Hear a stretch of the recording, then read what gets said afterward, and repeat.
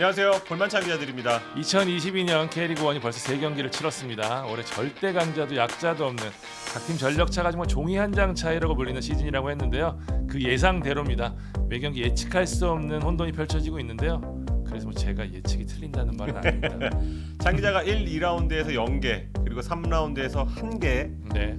아마 다음 라운드에선 2개 이렇게 하다 보면 8라운드쯤엔 올킬 나올 거다. 이렇게 한번 예측을 해보는데요.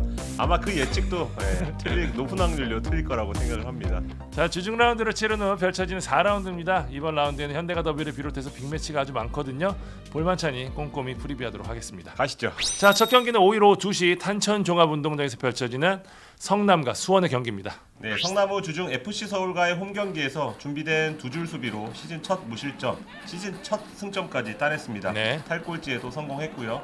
네, 성남은 김남일 감독 부임하고 상대를 연구하고 맞춤 전술을 짜서 최대한 승점을 짠다, 그런 전략이잖아요. 그런 실리적인 컨셉 서울전에서 잘 먹혀들었습니다. 지난 울산전도 그랬지만 상대와의 전력차 깨끗이 인정하고 5-4-1 포메이션으로 선수를 공간에 촘촘히 위치시켜서 공간을 내주지 않아 결과적으로 익수볼을 무력화를 시켰습니다. 첫 무실점 분명한 결실이라고 보여지는데 문제는 무득점이 3경기째 이어지고 있다는 겁니다. 유일한 무득점 팀이죠. 네, 성남은 공격 시에 2선과 3선이 정체된 느낌이 있는데 뮬리치에게 양질의 패스가 가지 않는다는 그런 문제가 있습니다. 이규성 공백이 느껴지는 대목이고요. 뮬리치 역시 움직임이 조금 정적입니다. 내려와주고 돌아뛰고 측면으로 빠져서 조금 더 이렇게 폭넓게 움직여줘야 동료들한테도 기회가 갈 텐데 약간 소나무처럼 특정 지역에 박혀있는 그런 느낌을 좀 주고 있습니다. 팀 내에서 찔러주는 패스가 그나마 좋은 선수들이 권순영과 김민혁 선수인데 근육 문제로 서울전에서 빠졌거든요. 네. 두 선수가 돌아와야 그래도 밀리치가 힘을 받을 수 있을 것 같고요. 그런데 이 공격에 대한 고민 수원 박건하 감독도 똑같이 하고 있습니다. 수원은 2라운드 수협과의 더비에서 승리하긴 했지만 3라운드 제주전에서 다시 패했습니다. 3경기에서 단 한 골. 그 한 골도 수비수인 박형진이 넣었죠. 네. 공격수 골이 없습니다. 맞네요. 오영규, 그로닝, 김건희 이런 선수들이 지금 있으면서 공격에 대한 기대치가 컸는데 살짝 기대를 좀 밑돈다고 볼 수 있고요. 이 선에서 플레이메이킹을 해줄 선수가 없다는 게 조금 문제점으로 지적됩니다. 주중 제주전 돌아보면 중원, 측면 여기서 공격을 풀어주는 선수가 없었습니다. 네. 포지션도 보면은 선수들 대부분이 압박이나 수비적인 면이 돋보이는 선수들, 활동량이나 그런 선수들이 많았고요. 일단 제주전에서 득점 장면을 돌아보면 제르소, 정우재 거쳐서 김주공이 마무리했잖아요. 그렇죠. 이런 플레이 잘했던 팀이 지난 시즌 수원입니다. 김민우, 이기재 거쳐서 정상민이 마무리하는 그림 이런 게 좀 나와야 되는데 시즌 초반에는 그런 게 없다는 게 좀 아쉬울 것 같고요. 그나마 이번엔 이기재, 김건희가 동시에 돌아오기 때문에 확실히 공격 시에 어떤 세밀함이 좀 달라질 거라고 기대를 하고 있고요. 말 나온 김에 회장 이후에 마음 다잡고 돌아온 김건희를 키플레이어로 꼽고 싶고요. 성남은 그래도 뮬리치를 믿어야 할 것 같습니다. 뮬리치가 3경기에서 슈팅수 13개 그래도 계속 시도를 하고 있고 시도를 할 수 있는 것도 뮬리치고요. 가장 최근 빅버드 경기에서도 결승골을 넣기도 했습니다. 자, 예측해 보겠습니다. 탄천입니다. 어느 팀도 탄천에서 쉽지 않습니다. 무승부하겠습니다. 저도 무승부하겠습니다. 말씀해주신 대로 양팀 공격이 신통치 않다는 점이 무승부를 예상하는 근거입니다. 네. 자, 두 번째 경기입니다. 5일 오후 4시 30분 강릉 종합운동장에서 펼쳐지는 강원과 대구의 경기입니다. 첫 번째 포인트, 과연 요은스 최용수 감독이 선발 라인업을 바꿀까? 저도 궁금하네요. 입니다. 최용수 감독은 서울 안익수 감독과 함께 개막 후 3경기 연속 동일한 라인업을 빼든 굳이 나누자면 약간은 좀 보수적인 성향의 그런 지도자입니다. 조직력을 중시하는 의도로 보이는데 3경기를 치르면서 승, 무, 패 점점 결과가 안 좋아졌단 말이에요. 그런 만큼 이 어떤 선발진을 만지면 어딜 만질까 이게 좀 궁금해지고 감독은 변화를 예고하기도 했습니다. 제가 현장 다녀왔는데요. 마지막 제가 이 질문을 했었는데 실제로 이쯤 되면 변화를 줘야 되지 않을까라는 얘기를 하시더라고요. 전곡을 찌른 질문이었다고 보여지고 미들 수비 라인은 딱히 손볼 곳이 없어 보이지만 공격은 조금 만져야 될 것 같습니다.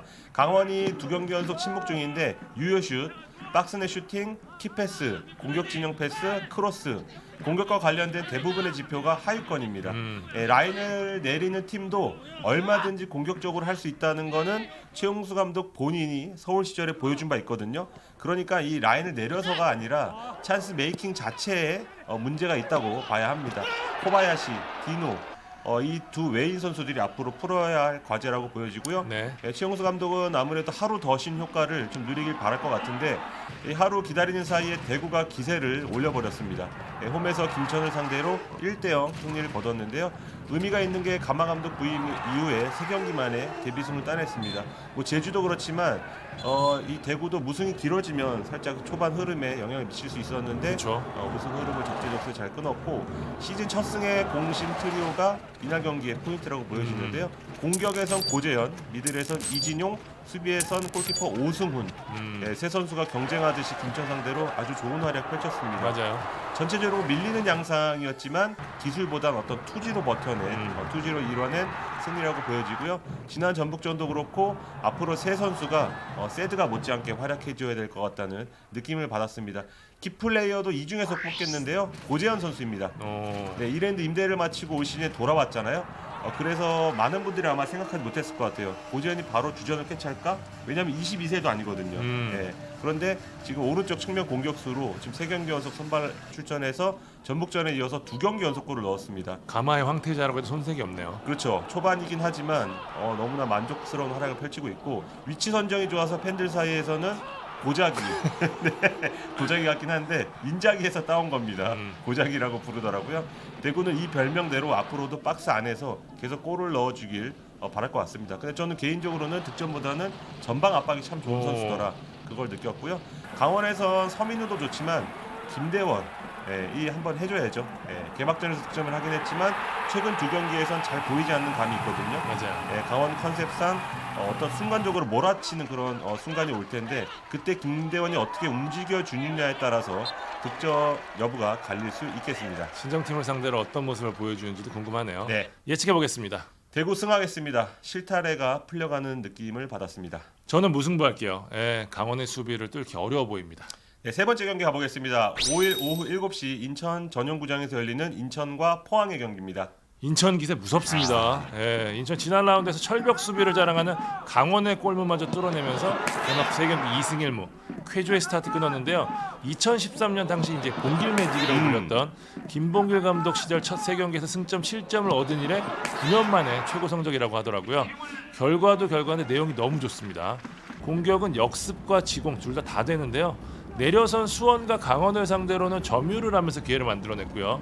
서울을 상대로는 빠른 역습으로 골문을 노렸는데요. 맞아요. 인천이 3경기를 치르면서 모두 유효 슈팅에서 상대를 앞섰는데 지난 시즌에 비해서 확실히 각성한 주포 무고사 효과도 있겠지만 저는 이명주 얘기하고 싶습니다. 축구도사예요. 맞아요. 이명주의 가서로 인천의 공격이 한결 간결해진 느낌이 있는데 앞으로 나갈 때 속도가 굉장히 좋아졌어요. 지난 강원전 김준엽의 결승골 장면에서 보듯이 적절한 타이밍에 침투만 되면은 항상 이명주 발끝에서 환상적인 패스가 나가거든요. 그러니까 공격이 잘 될 수밖에 없고 수비까지 좋아요. 저는 사실 좀 개막을 앞두고 부상자가 수비 쪽에 좀 속출하면서 인천에 구멍이 될 수도 있겠다라는 생각을 했는데 땜빵 3백이라고 하더라고요. 맹활약을 펼쳐줬는데 수비에서는 김동민 이 선수가 최고의 활약 펼쳐주면서 우려를 메웠고요. 이제 델브리치 지난 경기에서 5반석까지 복귀식을 치르면서 한결 더 안정된 수비진을 구축하게 됐습니다. 포항도 만만치가 않습니다. 자, 2라운드에서도 사실 김천을 상대로 좋은 플레이를 펼쳤지만 2대3으로 석패를 했거든요. 네. 3라운드에서 우승 후보 전북을 1대0으로 이기면서 대어를 잡아냈습니다. 제주와의 개막전을 시작으로 지금 우승 후보로 평가받는 김천, 전북 이 세 팀 모두 우승 후보잖아요. 네. 3연전을 치렀는데 2승 1패예요. 확실한 포항의 색깔을 보여줬다는 점, 결과까지 잡으면서 내용까지 잡았다는 데 의미가 있는데 속도가 굉장히 좋습니다. 앞서 얘기했던 인천과 좀 비슷한 이야기인데 포항이 올 시즌 좌우 날개가 양과질에서 굉장히 좋잖아요. 이를 극대화한 전술을 짰습니다. 나갈 때 과거에 포항이 좀 허리를 거쳐서 나갔다면 지금 훨씬 더 직선적인 장면이 많이 나오거든요. 전북전의 이 정재희 결승골이 대표적인 장면인데 포항이 지금까지 넣은 골들을 보면 빠르게 속도를 붙인 상황에서 능력 있는 공격수들이 1대1로 마무리하는 장면이 굉장히 많거든요. 네. 여기에 또 수비도 권한규가 빠지면서 고민이 많았는데 박찬용이 좋은 모습 보이면서 제주, 전북을 무득점으로 묶어낸 수확을 얻었습니다. 문제는 역시 체력이 될 수밖에 없는데 포항이 지금까지 이제 좌우 날개 뭐 정재희 선수와 이광혁 선수 교체하고 이런 정도를 제외하고는 큰 변화 없이 같은 선수들을 내세우고 있거든요. 포백 같았고요, 삼성 같았고 뭐 고영준, 이승모 계속 경기를 소화했는데 게다가 지금 홍구장 문제로 계속 원정을 다니고 있잖아요. 맞아요. 주중 경기까지 소화한 만큼 이번 경기는 그래도 부분 로테이션을 좀 하지 않을까라는 생각 조심스럽게 좀 하고 싶습니다. 양팀 뭐 삼성을 보면 최근 만남 팽팽했거든요. 지난 시즌 1승 2무 1패였고요. 인천의 조성원 감독이 부임한 이래는 1승 3무 1패로 역시 우열을 가리지 못했습니다. 인천의 홈에서 치러진 경기도 2경기 연속 무승부. 양팀 모두 지금 최상의 흐름을 보이고 있는 만큼 이번 경기도 팽팽할 것으로 보이거든요. 저는 이번 경기에서 인천의 이명주와 포항의 신진호가 펼친 허리 싸움을 주목하고 싶습니다. 둘이 친하잖아요. 네, 둘이 또 인연이 있어요. 신진호가 이명주의 고등학교, 대학교 2년 선배고요. 2012년 이명주가 입단하면서 신진호가 자신이 달았던 29번을 물려줬어요. 그러니까 둘이 뭐 공격형, 수비형 다 소화할 수 있고 뭐 기술, 기동력, 수비력까지 갖춘 만능 미드필더라는 점에서 공통점이 많은데 인천과 포항이 앞서 말씀드린 대로 속도 있는 경기를 할 수 있는 데는 역시 플레이메이커 이명주와 신진호가 후방에서 찔러주는 패스 때문이거든요. 포지션상 저는 자주 매치업이 펼쳐질 거로 보고 있는데 이 둘의 중원 싸움 결과가 전체적인 향방에 결정적인 영향을 끼칠 것으로 보입니다. 조금 다른 얘기지만 이명주가 인천으로 갔잖아요. 네. 그 전에 포항으로 오라고 문자를 보낸 맞아, 맞아요. 신진호 선수입니다. 맞네. 너 우리한테 안 왔지? 네, 그런 어떤 맞대결이 될 것 같습니다. 네, 이 경기는 스카이 스포츠에서 생중계하거든요. 많은 관람 부탁드리겠습니다. 네, 예측해 주시죠. 인천 승리하겠습니다. 양팀 모두 기동력이 중요하다는 점에서 하루를 더 쉰 인천이 유리하지 않을까 싶습니다. 저는 무승부하겠습니다. 뭐 기동력 얘기하셨는데 측면 자원이 많은 게 포항이 조금 그걸로 극복할 수 있지 않을까 좀 예상해 봅니다. 자, 6일 경기 넘어가도록 하겠습니다. 오후 2시 김천 종합운동장에서 펼쳐지는 김천과 서울의 경기입니다. 네, 성남전 기자회견에서 김천이 강하다는 평가를 접한 안익수 감독 이렇게 답했습니다. 한번 카메라를 보시죠. 계속 열심히 한번 해보겠습니다. 안익수 감독 다운 맞아요. 자신감 그런 문법이 좀 담겨 있는 멘트였는데 비록 인천 성남 상대로 2경기 연속 지금 득점에 대한 아쉬움을 남기면서 무승부를 거뒀지만 어쨌거나 개막 후 3경기 연속 무패를 달리고 있고요. 해당 3경기에서 단 1실점. 그것도 인천 기성용 선수의 인천전 자책골이 한 점을 떠올리면 상대 선수의 골은 없었습니다. 어떤 발이 느린 오스마리의 뒷공간 그리고 경험이 부족한 이한범과 이태석과의 어떤 경합 이런 게 좀 약점으로 좀 지적이 됐었지만 네. 지금까지는 잘 버텨내고 있다. 다만 인천전과 성남전에선 상대 파이널 서드 지역에서 패스미스가 많았고요. 압박에 흔들리는 모습을 보이면서 공격의 위력을 더하지 못했습니다. 그래서 일각에서는 익수볼의 답안지가 벌써 나온 거 아니냐 이런 말도 나왔습니다. 어차피 지금 익수볼이 장신 공격수를 두지 않잖아요. 맞아요. 그래서 크로스 공격에 대한 위력이 확실히 떨어질 수밖에 없고 고요한과 팔로세비치 이 전술의 핵심인데 여기를 눌러버리면 가운데 길도 막힙니다. 그러네요. 네, 그래서 어떤 답안지가 여기를 말하는 것 같은데 그런 의미에선 김천전은 아주 좋은 시험대가 될 것으로 보입니다. 일단 김천은 서울이 올 시즌 처음으로 상대하는 투팩팀입니다. 네, 수비진에도 박지수, 하창래, 구성윤 물론 뭐 주장인 정승현 선수가 빠지긴 했지만 국대급으로 포진되어 있습니다. 그런데 김천이 앞선 팀들과는 다른 점은 전체적인 무게중심을 아래쪽에 두지 않는다는 겁니다. 울산, 포항 그리고 대구전에서 드러났지만 어느 팀을 만나든 우리의 축구를 하겠다. 미드필드를 거쳐서 골을 만드는 축구를 하겠다. 이게 지금 펩테안식 축구인데 그런 점에선 익수볼과 펩테안의 어떤 축구가 닮은 구석이 있다고 저는 보고 있습니다. 맞아요. 네, 그래서 치고받는 형태의 어떤 난타전 한번 좀 기대해도 좋을 것 같습니다. 스쿼드를 살펴보면 김천은 주중에 하루 늦게 경기를 치렀습니다. 네. 주말 경기까지 의식해서 권창훈을 좀 아껴뒀다는 인터뷰를 했었고요. 전력의 큰 비중을 차지한 선수죠. 조규성, 이영재, 고승범이 계속해서 출전 시간을 길게 가져가는 게 그래서 대구전 후반전에는 전체적으로 기동력이 떨어지는 모습 보였거든요. 그래서 조규성에게 공격을 의존하는 모습도 다분히 보였는데 여기를 어떻게 푸느냐가 좀 중요해 보이고요. 결국은 양팀 모두 지금 최근 경기에서는 파이널 서드 지역에서의 어떤 문제점이 좀 드러나고 있기 때문에 힘든 와중에 누가 얼마나 집중력 있게 위협적인 찬스 메이킹을 잘하느냐의 싸움이라고 봅니다. 그런 의미에서 김천은 이영재의 왼발이 뭐 조규성에게 택배를 배달하든 아니면 직접 마무리를 짓든 차이를 만들어주기를 바랄 것 같고요. 서울은 고요한을 주목하고 싶습니다. 첼시의 메이슨 마운트처럼 중원과 박스를 활발히 오가면서 계속 기회를 노리고 적재적소에서 킹패스를 찔러주고 있습니다. 예측해 보겠습니다. 서울 승하겠습니다. 서로 공격 찬스를 주고받는 그림이 그려지는데요. 측면 싸움에서 서울이 조금 더 유리할 것으로 보입니다. 저는 무승부할게요. 무승부 맞네요 이번에. 네, 치고받는 양상은 비슷한데 어느 한쪽도 유리할 것 같지는 않아 보입니다. 네, 다섯 번째 경기 가보겠습니다. 6일 오후 4시 30분 제주 월드컵 경기장에서 열리는 제주와 수원 FC의 경기입니다. 자, 지난 시즌 최초의 승격팀 동반 파이널 A행을 이뤄냈던 두 팀입니다. 네. 제주 4위, 수원 FC 5위에 올랐는데요. 올겨울 사실 그 이상의 성적을 위해서 선수단 업그레이드에 성공했는데요. 초반 분위기 너무 상반됩니다. 제주는 흐름을 조금씩 찾고 있는 모습이에요. 포항과의 개막전에서 0대3 완패를 당한 이후로 강원과의 2라운드 경기에서 0대0 무승부, 여기에 수원과의 지난 3라운드에서는 1대0 승리를 챙겼습니다. 패배, 무승부, 첫 골 그리고 승리까지 한 단계씩 올라가는 모습인데 지난 수원전 후에 남길 감독이 말했듯이 공수에 있어서 좋아지고 있습니다. 제주는 지난 시즌 좋았던 측면을 중심으로 중앙에서 이창민, 주민규가 마무리해주는 3-4-3이 살아나고 있습니다. 미드필더 김봉수가 3백의 한 축을 맡아주면서 수비도 두 경기 연속 무실점 중이거든요. 네. 안정을 찾고 있습니다. 무엇보다 좀 막혔던 골혈이 뚫렸기 때문에 제주는 한층 더 좋아질 전망인데 사실 앞선 두 경기에서도 득점을 올리지는 못했지만 기회는 꽤 만들었었거든요. 이럴 때 한 번 터지면 본물이 터지는 게 사실 축구잖아요. 제주는 이 부분에 좀 기대를 걸 것 같고요. 반면 수원 FC는 최악의 초반을 보내고 있습니다. 현재 유일한 3패 팀이 되면서 최하위로 추락을 했는데 울산과의 3라운드에서는 특유의 공격 축구를 버리고 아예 그냥 템백이라는 극단적인 수비 전술을 꺼내들고도 1대2 역전패를 당했거든요. 김승준이 세트피스 상황에서 수원FC가 올 시즌 첫 골을 만들어냈지만 연이은 실점으로 시즌 3패째를 당했습니다. 사실 경기력 자체는 나쁘지 않아요. 근데 지금 믿었던 공격진이 너무 무기력하거든요. 지난 시즌 최고의 활약을 펼친 라스 무릴로 콤비가 아직 몸이 올라오지 않고 있고 이스무도 여전히 기대 이하의 모습을 보이고 있는데 김동인 감독이 경기 후에 공개적으로 이 공격진에 대한 질타를 했거든요. 이 부분이 좀 어떻게 달라질지 봐야 될 것 같습니다. 지난 시즌 앞서 말씀드린 대로 승격 동기였던 만큼 라이벌 아닌 라이벌 관계였는데 수원FC가 내용에서 3승 1패로 절대 우위를 보였거든요. 사실 수원FC는 안 풀릴 때마다 제주를 만나서 재미를 봤어요. 맞아요. 예. 개막 후 6경기 무승을 달리다가 시즌 첫 승을 거둔 상대도 제주였고 이후 두 번의 맞대결도 3경기 그리고 2경기를 못 이기다가 제주를 만나서 무승을 끊었거든요. 현재 좋지 않은 상황이기 때문에 수원FC는 아마 이번 제주전에서 지난 시즌의 이 기분 좋은 징크스를 다시 떠올리고 싶을 건데요. 제주는 지난 수원전에서 단 한 장의 교체 카드밖에 사용하지 않았거든요. 이번 경기는 부분 로테이션을 고민할 텐데 현재 부상자가 좀 있어요. 몸 상태가 좋지 않은 안태현, 이지설, 김경재, 이정문 이런 선수들은 이번 주까지 출전이 어려울 것 같고요. 윤빛가람은 이제 막 선수단에 복귀를 했다고 하거든요. 아마 복귀각을 재고 있을 것 같습니다.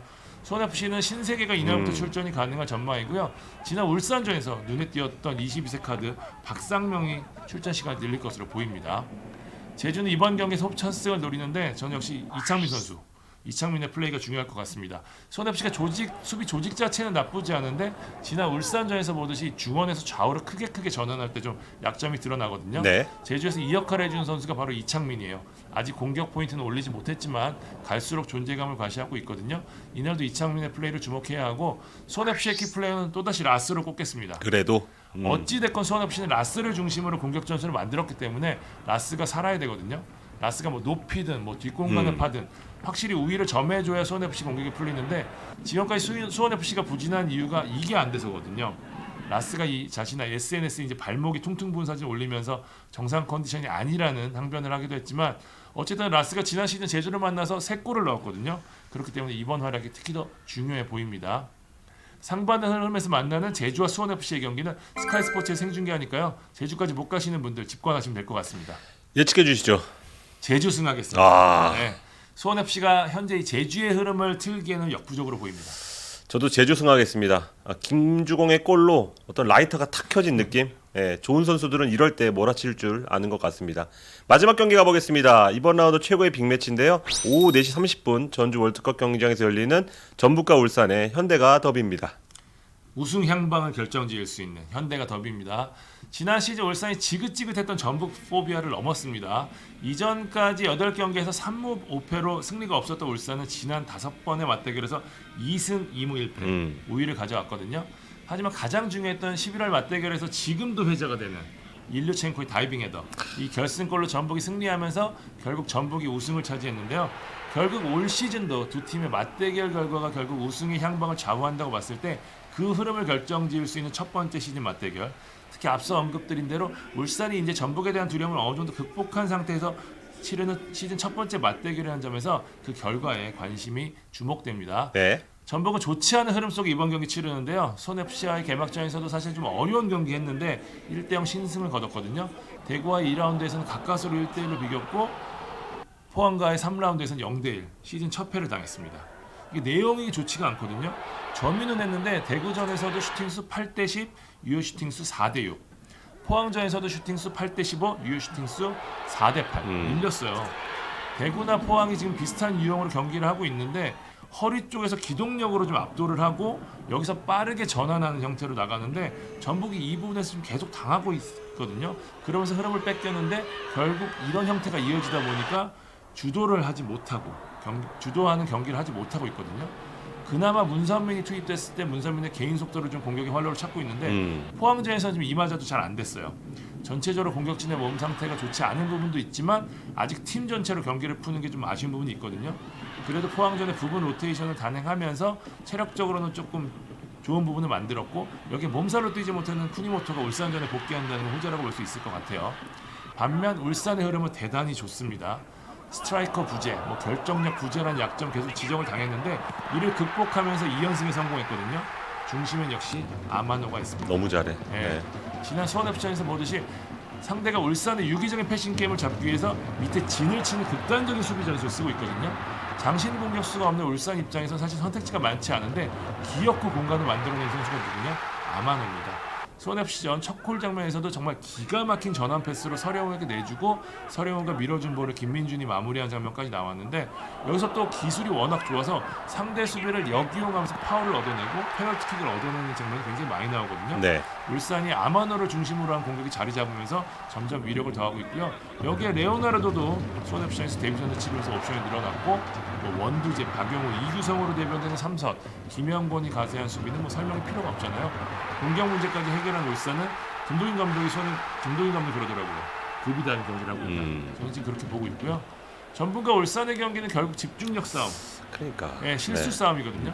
그래서 수비 쪽에 집중하고 싶은데 전북 홍정호와 울산 김영권의 절친 대결 주목하고 싶습니다. 여기서 만나네. 네. 그러니까요. 김영권이 올겨울 울산 유니폼 입으면서 서로를 향한 귀여운 도발 계속 날렸잖아요. 네. 처음 만나게 됐는데 홍정호 많은 분들 기억하실 거예요. 지난 울산전 슈퍼거다레기 이래서 맹활약을 펼친 기억이 있고요. 적응기 없이 빠르게 정상급 기량을 과시하는 김영권도 이 맞대결이 얼마나 중요한지 알기 때문에 치열한 승부가 펼쳐질 것으로 보입니다. 재밌겠다. 예측해 주시죠. 전북 하겠습니다. 위기에서 전북이 늘 힘을 냈다는 역사를 떠올리고 싶습니다. 저는 무승부하겠습니다. 현대가 더비는 최근 폼, 경기력 이런 것보다는 정신력 싸움이라 보거든요. 팽팽할 것 같습니다.